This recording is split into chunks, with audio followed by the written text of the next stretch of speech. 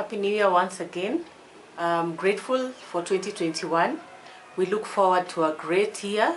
Before I continue, do not forget to subscribe. Click the button subscribe. Subscribe. This is really important for me and it will assist me to continue with most of my videos, and I appreciate you guys. Today I'd like to talk about doing the little things. Doing little things that might seem irrelevant, but they have a lot of value. You cannot even put money to it. There are things that seem so small, but they are very important. So as we start the year, previously I've spoken about making goals, making smart goals. I'd like to request that you continue doing those smart, measurable, attainable or achievable, realistic and time-bound goals on a daily basis, on a yearly basis. And if you miss out on something, don't worry about it. For me, there are some goals that I attained even after 3 years. But looking back, at least I moved them from the previous year and brought them forward and worked on them until I achieved them. And it gave me a lot of satisfaction to do that. So this time I'd like to say one of the easy things that you can do is appreciating people, communicating more. Most of us have come out of a life where we were so busy that we lost people along the path because we were always so much busy. When we're invited to functions, we cannot even be seen. We are just like work, home. When you have that one day off, you're so tired, you just concentrate on yourself. You rarely mingle with people, and then we kind of lost guys along the way, including relatives. So I'd like to say this is the time. Create time for people, appreciate people. It can be through calling them, just making that call.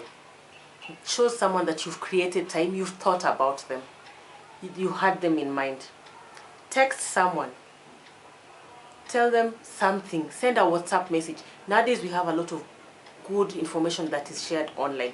You can share something funny that would make them maybe laugh or happy. It will show them you're thinking of them. You can share something educational that can add some value to their life. You can share something like just a nice song, but this will show someone you're thinking about them. Create that time. Another thing I'd like to say, when people appreciate you, or when you appreciate people and they don't say thank you, don't worry about it. You've done your part. You've gotten that self-satisfaction for yourself. That's just the way it works for me. I'm the kind of person who normally gives out. I do things for people. I really get a lot of satisfaction when I know that I helped this person. I made a difference for this person. I did this for this person without expecting something back. It gives me a lot of satisfaction. So I've realized there are some people, you give them something, you go maybe up country, you carry something and give someone. You think this person will know I had them in mind. But the way they appreciate, some don't even say thank you.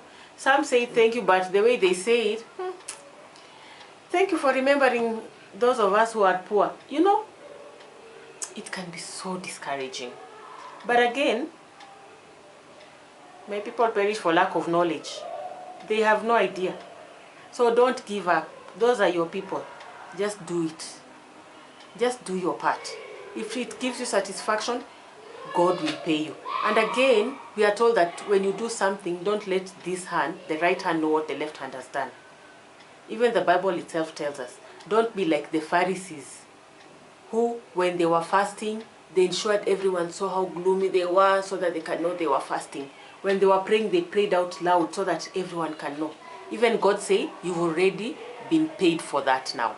You've already received your payment for what you've done. But if you keep quiet, you'll get some more form of payment from God. And don't do it looking for payment. And payment, I'd say, sometimes when we look for a reward from God or from whichever place, reward can be in a very different way. Just you being okay is a reward. Just the whole year passing without your person maybe getting sick, that's a reward. It's learn to look for the little things that matter. Don't wait for big things. Because I helped you get some employment, I need you to pay me back. Send something at the end of the month. No. Help the person, even if they don't say thank you, forget about it. it just reminded me of a story also in the Bible where Jesus healed the 10 lepers, and only one came back and said thank you. Out of 10, only one came back. So in life, I always say, the way you are trained when you're small, there are people who can never say thank you out of their mouth. Or even the tone, the way they tell you, body language can show you whether something is genuine or not. The way they tell you, you can tell this did not come down deep, from deep inside. They said it for the sake of saying it. Or there are some people you give something, and they're like, so you think like, if you give me this thing, you're so important. You can't even really tell what they're thinking. We have such people in our lives. But sometimes, because of the words you're grounded in and because of the way you've been taught, for me, I really thank my mom. My mom is the kind of person who has always taught us to just do your part. Do your part and let God do the rest for you. Because I can tell you, when God pays you, the kind of payment that God gives you, a human being cannot give you that payment. And it doesn't mean that when you do something good to someone, they're the ones who have to pay you back. The payment can come in from a stranger.